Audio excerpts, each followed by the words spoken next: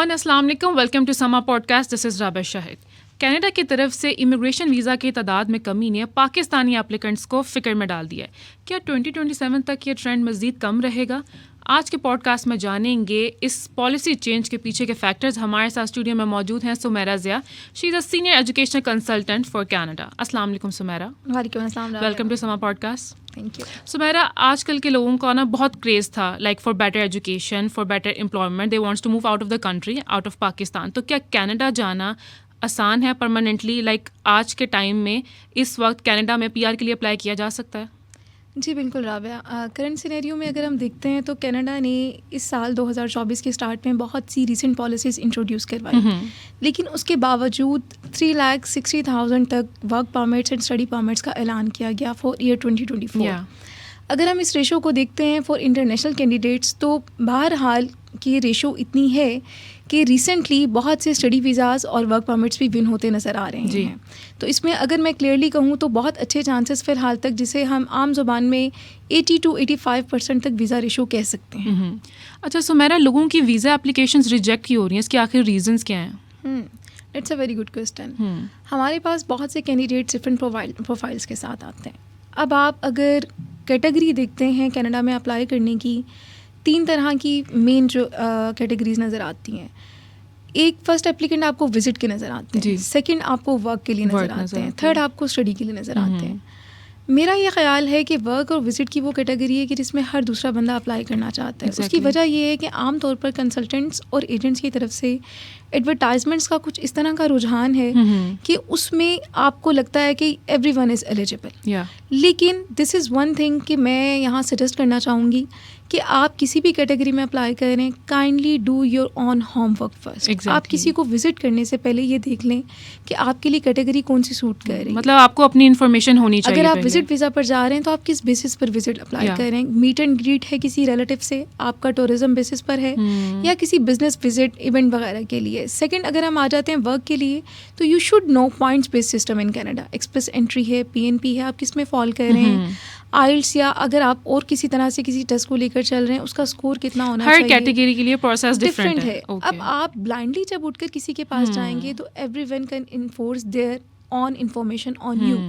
You should know about your own self कि आपके लिए किस कैटेगरी में ज़्यादा बेहतर है। सेम लाइकवाइज आप स्टडी में जाते हैं, जब स्टडी की भी 2 कैटेगरीज हैं, STS है, नॉन STS है, वो विल डिस्कस। और उसमें भी आपको फिर बजट, क्लासिफिकेशन और वीज़ा रेशो का आइडिया होना चाहिए। ये चीज़। अच्छा, तो कनाडा में इस वक्त वर्क वीज़ा ज़्यादा एलिजिबल है या स्टूडेंट वीज़ा? अच्छा, अगर टू बी ऑनेस्ट बताऊँ, ईयर 24 जो कि 23 के लास्ट में हम लोग देख रहे थे 3 to 4 मंथ्स रुके रहे, उसमें इंटरनेशनल स्टूडेंट्स के लिए, इंटरनेशनल रेजिडेंट्स के लिए बहुत से इश्यूज़ कनाडा में फ़ेस करने पड़े। उसके बाद से कनाडा ने बहुत सी रिफॉर्म्स इंट्रोड्यूस करवाई, जिसमें उन्होंने क्लियरली कहा कि हम लोग 3,60,000 तक एप्लीकेंट्स को एक्सेप्ट करेंगे, जो कि आप ये कह लें कि ईयर 23 का कट ऑफ था 35% तक। ठीक है, अब इट डजेंट मीन कि they are not going to issue your visa. It's like कि they are going to reduce the number of applicants. ठीक है, अब उसमें भी अगर प्रोफाइल स्ट्रॉन्ग है, जिस तरह से बहुत से रूमर सुनने को मिले कि कनाडा में स्पाउस वीज़ा बंद हो गया है, कनाडा में वर्क परमिट अलाउ नहीं किया जा रहा, इट्स स्ट्रॉन्ग। कनाडा में फ़िलहाल के लिए भी मास्टर्स और डॉक्टरेट स्टडीज़ के लिए आपका स्पाउस वीज़ा अलाउ है, आपका post graduate work permit allow है, आप डिपेंडेंट स्पाउस को लेके जा सकते हैं।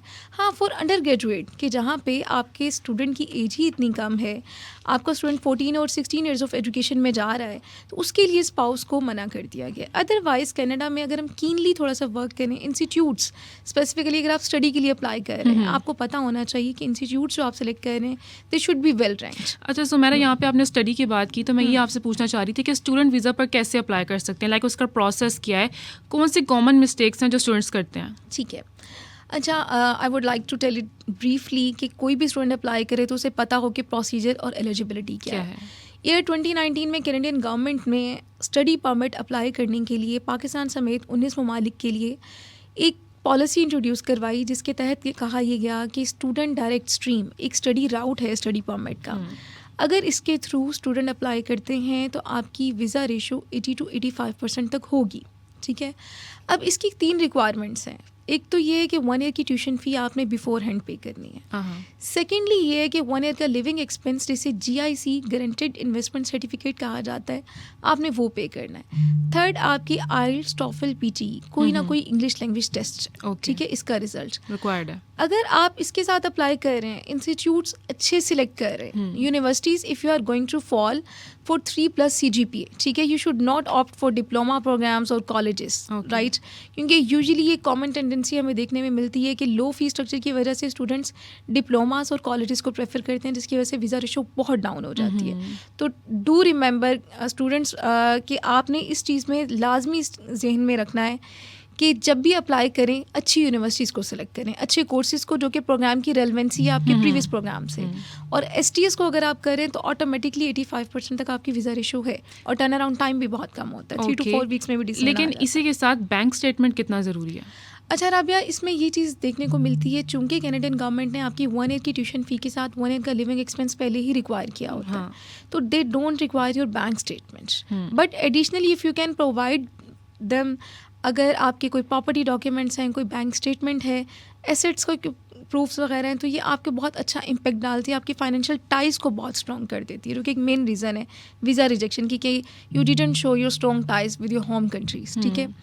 तो अगर आप ये कर देते हैं एडिशनली तो बहुत अच्छा है, otherwise it's not a compulsion. अच्छा सुमेरा, अगर कोई कनाडा जाना चाहता है स्टडी वीज़ा पर, तो अप्रॉक्सीमेटली उनके माइंड में बजट कितना होना चाहिए? अच्छा, टू बी ऑनेस्ट, अगर मैं इसको दोनों कैटेगरीज में लेकर चलूँ, चूँकि वीज़ा रेशो SDS कैटेगरी में स्टूडेंट डायरेक्ट स्ट्रीम, जिसकी 3 रिक्वायरमेंट्स मैंने शेयर की थी, अगर उसमें लेकर चलते हैं तो हम लोगों को ये नज़र आता है कि minimum 80 to 85 lakh Pakistani rupees उसकी डिवीजन आप इस तरह से कर लेंगे। 1 ईयर की ट्यूशन फ़ी है जो कि minimum 15 to 20,000 Canadian dollars for 1 year आपको नज़र आती है अच्छे इंस्टीट्यूट्स की। देन अगर आप 1 ईयर का लिविंग एक्सपेंस देखते हैं, जिसे हम GIC कह रहे थे, गारंटेड इन्वेस्टमेंट सर्टिफिकेट, जिसके लिए आपको ब्लॉक अकाउंट की तरह एक वहाँ कैनेडियन बैंक में अकाउंट ओपन करवाना पड़ता है, उसकी अमाउंट कैनेडियन गवर्नमेंट ने रिजर्व कर दी है 20,635 कैनेडियन डॉलर्स, ठीक है। आपकी ये दोनों अगर आप सम बनाते हो तो 85 लाख तक पाकिस्तानी रुपीज़ में चला जाता है, ठीक है।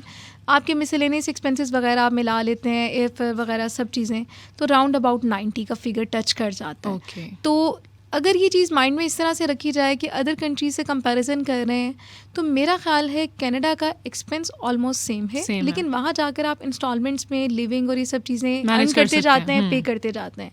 यहाँ आपको once all of the sudden ये सब चीज़ें सबमिट करवानी पड़ती हैं।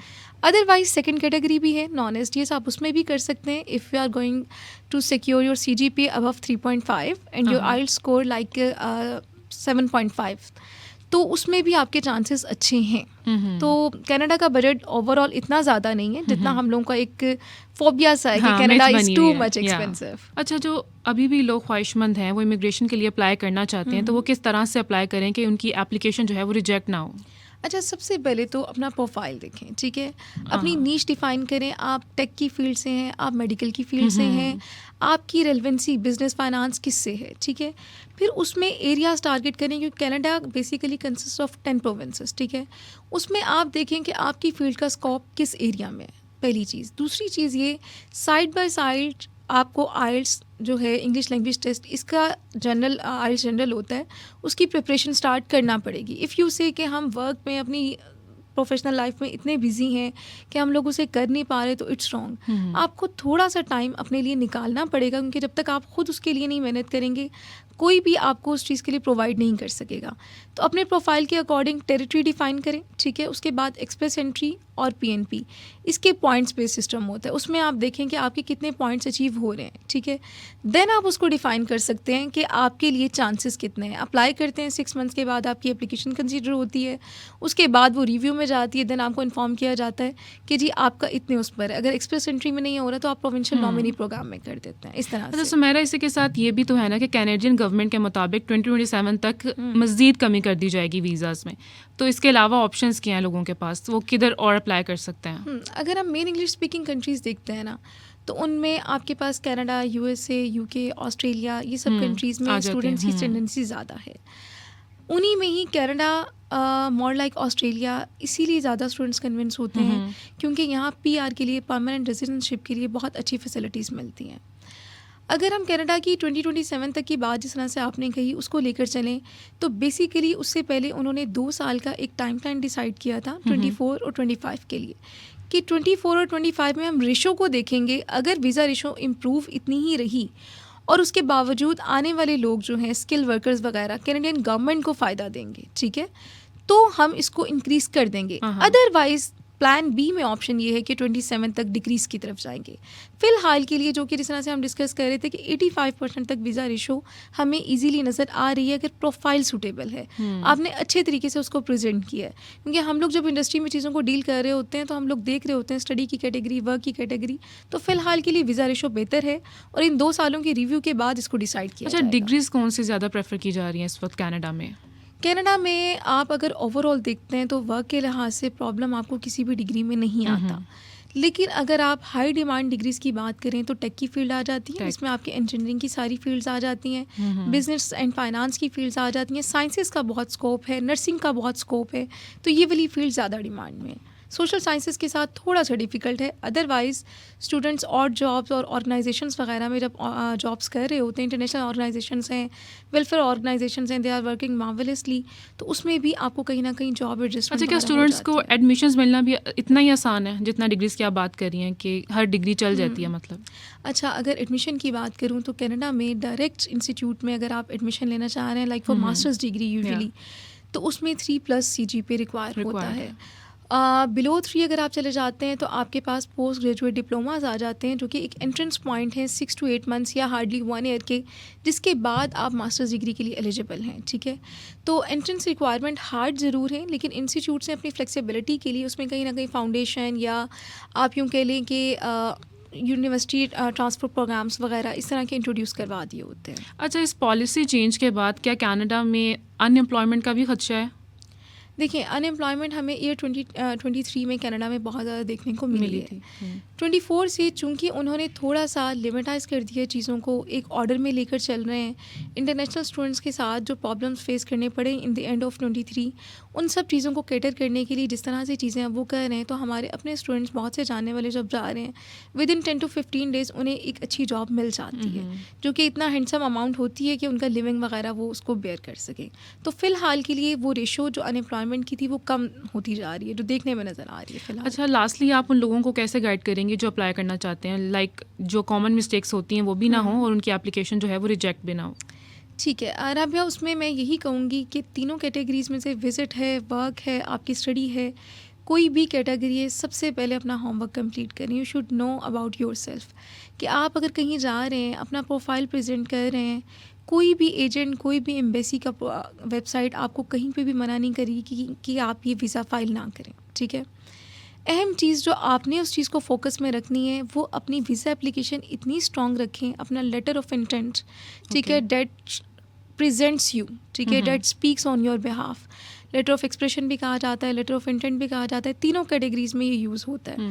उसमें एक फिक्टिशियस वर्ल्ड प्रेजेंट नहीं करें, अपनी ओरिजिनलिटी जो कि आपसे रिलेट कर सकती है। अगर आप 20 years ऑफ ओल्ड हैं, 20 years ऑफ एज है आपकी, तो उसमें आपको पता होना चाहिए कि आपकी एज से रेलेवेंट कितना प्रोफेशनल एक्सपीरियंस आप उसमें प्रोवाइड कर सकते हैं, ठीक है।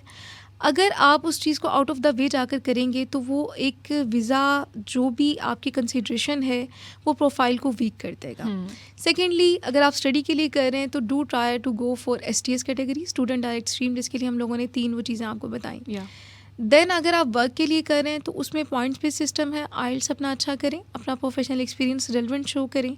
पॉइंट्स जितने ज़्यादा हो जाएंगे आपके चांसेस उतने ही ज़्यादा हैं। Well, thank you so much Sumera for joining us, और इतने इंपॉर्टेंट टॉपिक पर जो आपने गाइडेंस दी, आई होप वो हमारी ऑडियंस के लिए भी हेल्पफुल रही होगी। और इसी के साथ मुझे दीजिए इजाज़त, आपसे मुलाकात होती है नेक्स्ट पॉडकास्ट में, तब तक के लिए बाय बाय।